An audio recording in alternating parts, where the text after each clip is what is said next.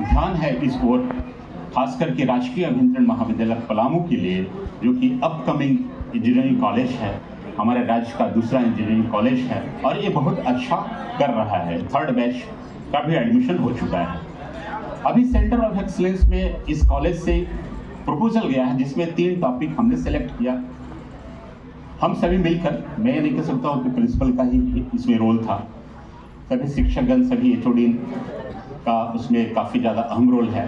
एक टॉपिक हमने लिया civil construction and town planning, जो कि हम जानते हैं आज के डेट में जो टाउन प्लानिंग हो रहा है वो बिल्कुल सही नहीं हो रहा है, या पुराने जो शहर हैं उसको अच्छे से ऑर्गेनाइज में बताया नहीं जा रहा है। तो ये टॉपिक अहम होता जा रहा था, तो इस कॉलेज ने एक प्रपोजल बढ़ाया है civil construction and town planning. अब हम देखते हैं कि 10 साल 5 साल बीतने के बाद बिल्डिंग की लाइफ समाप्त हो जाती है, तो हेल्थ मॉनिटरिंग भी एक इशू होता है। बिल्डिंग की हेल्थ मॉनिटरिंग, बड़े बड़े ब्रिज बनते हैं या फिर और भी कंस्ट्रक्शन होता है तो उसकी मॉनिटरिंग होती है, रेट्रोफिटिंग वगैरह जो भी होता है, टेक्नोलॉजी के जो सिविल डिपार्टमेंट ज़्यादा उस पर हाईलाइट कर सकते हैं। तो उन सब चीज़ों को ध्यान में रखते हुए हमने civil construction and town planning का एक प्रपोजल बढ़ाया है as centre of excellence for this college. Second जो हमारा data analytics with artificial intelligence and machine learning, ये सेकेंड हमारा टॉपिक है सेंटर ऑफ एक्सीलेंस में। थर्ड हमारा जो है रोबोटिक्स एंड ऑटोमेशन। तो इन तीनों टॉपिक पे यदि आपका प्रपोजल पास हो जाता है, और मुझे लगता है कि पास हो जाना चाहिए, तो आने वाले समय में जो 10 एकड़ ज़मीन करीब फाइनलाइज हो चुका है, उसमें प्रपोजल चला गया है और सॉइल टेस्टिंग वगैरह हो चुका है, उसमें तो बिल्डिंग कंस्ट्रक्शन वगैरह होना है। इसमें एक इम्पॉर्टेंट चीज़ है जो स्टूडेंट से डायरेक्टली कनेक्टेड है, स्टूडेंट एक्टिविटी सेंटर। हम लोग का विचार था, हमने मीटिंग किया था कि स्टूडेंट एक्टिविटी सेंटर होनी चाहिए, और स्टूडेंट एक्टिविटी सेंटर में बहुत सारा चीज़ होता है, जैसे ओपन थिएटर होता है या क्लब्स एंड जिम्स हमारा काफ़ी कम स्पेस का है, तो दैट इज़ नॉट सफिशिएंट। हमारा प्ले ग्राउंड तो बहुत छोटा है, तो प्ले ग्राउंड की प्लानिंग है। हमारा वर्कशॉप उसमें रहेगा। हॉस्टल हमारी शॉर्टेज है, तो हॉस्टल भी वहाँ कंस्ट्रक्शन होने की बात चल रही है। तो मैं ये कह सकता हूँ कि आने वाले समय में ये राजकीय अभियंत्रण महाविद्यालय पलामू काफ़ी प्रोग्रेस करेगा और इसका भविष्य काफ़ी उज्जवल है। और ये मैं ये इसलिए कह सकता हूँ, इसके पीछे केवल शिक्षक का ड्यूटी या ये नहीं है, इसमें सबसे अहम रोल हमारे स्टूडेंट्स का होता है। जैसा कि मैं कहते आया हूँ कि हमारे बच्चे बैकबोन होते हैं, हमारे स्टूडेंट्स हमेशा की तरह बैकबोन होते हैं। उनके बिना चाहे आप कितना भी सुंदर बिल्डिंग बना लीजिए, कुछ भी बना लीजिए, वो आपका कैंपस अधूरा है। तो हम आज शिक्षक दिवस के उपलक्ष्य में मैं डिस्टेंस मेंटेन नहीं करना चाहता हूँ। मैं हमेशा स्टूडेंट से एक कनेक्टेड रहना चाहता हूँ और आप हमेशा अच्छी चीज़ों को शेयर किया कीजिए। कोई भी कम्युनिकेशन गैप नहीं होनी चाहिए बच्चों, उससे कि नेगेटिविटी क्रिएट होता है। हमेशा पॉजिटिव इन्वायरमेंट बनाना चाहिए। तो 22 बैच हमारे हैं जो कि 26 में पास आउट होंगे। उनके लिए मैं बहुत सोचता रहता हूं कि अब प्लेसमेंट का सीजन आ रहा है, वो कैसे हम लोग इनिशिएट करें, क्योंकि 25 जैसे आप अगस्त में आएंगे, आप 3rd ईयर यानी 7th सेमेस्टर में आ जाएंगे और उस समय से आपका प्लेसमेंट एक्टिविटी चालू हो जाता है। तो हम लोग इस बात को लेकर के काफ़ी चिंतित हैं और हमारे इस बीच काफ़ी शिक्षक नए शिक्षक आए हैं VIT सिंदरी से। अभी डेपुटेशन वाला बात खत्म हो गया। वी आर डेपुटेटेड ऐसा नहीं है, we are transferred and posted in this college.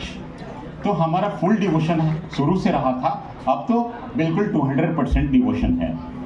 अब हम VIT सिंदरी के लिए एक 0.01% भी मतलब सोचते नहीं हैं। अब हमारा जो भी है गवर्नमेंट इंजीनियरिंग कॉलेज पलामू है। क्या आप एग्री करते हैं?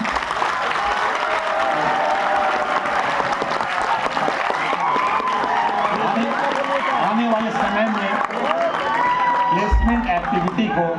प्लेसमेंट एक्टिविटी को हम लोग प्राइम फोकस पे लेने जा रहे हैं।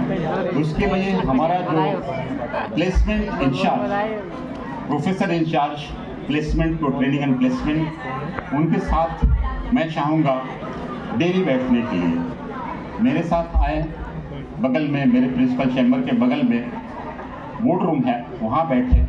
हमने इस बीच कुछ स्टूडेंट मेंबर शायद बनाया है। स्टूडेंट मेंबर को मैं बोलूँगा कि आप आइए, आप में से 5 कम से कम डेली आइए, हाफ एन आवर के लिए, 45 मिनट्स के लिए। ये एक्सक्यूज़ नहीं चलेगा कि आज मेरा क्लास है तो आज मेरा लैब है, ये सब बिल्कुल नहीं चलेगा। आपको 24 आवर्स में टाइम निकालना है। 8 आवर्स जो डे टाइम है उसमें आपको 30 मिनट्स निकालना है। और अनकंडीशनल सपोर्ट, ये नहीं कि मेरा स्टडी हैम्पर करेगा, मेरा लॉस हो जाएगा, ऐसा नहीं। ऐसे 5 विद्यार्थी हमें चाहिए जो कि ट्रेनिंग एंड प्लेसमेंट ऑफिसर को सपोर्ट करेंगे।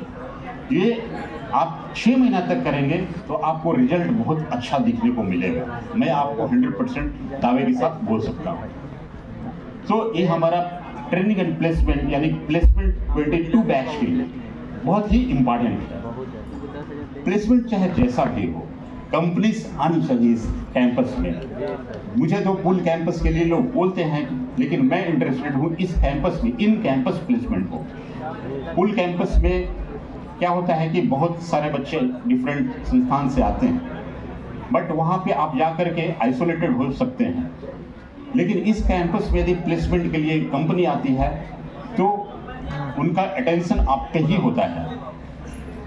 इसलिए मैं चाहूँगा इन कैंपस प्लेसमेंट एक्टिविटी यहाँ पे चालू हो। और साथ साथ बहुत खुशी के साथ मुझे शेयर करना पड़ रहा है कि गेट, जैसा कि हम जानते हैं कि हमने एक वर्कशॉप किया था, 1 डे वर्कशॉप गेट से रिलेटेड।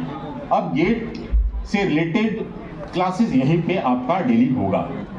उसके लिए मैं यहाँ पे ऐलान कर रहा हूँ आपको, यहाँ पे professor Bhavesh Kumar GATE coordinator होंगे, ओवरऑल कोऑर्डिनेटर, ठीक है।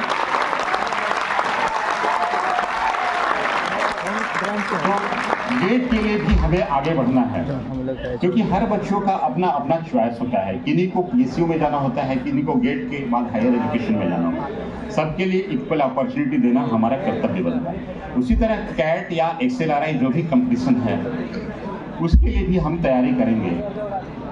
ये बहुत जरूरी है। जब तक आप अपने लक्ष्य को निर्धारित नहीं करेंगे और डिसिप्लिन होकर के उसको नहीं जिएंगे, तब तक आप लक्ष्य को प्राप्त नहीं कर सकते हैं। इसलिए अब 3rd ईयर में आने के बाद, 2nd ईयर में आने के बाद अब आपके पास बिल्कुल समय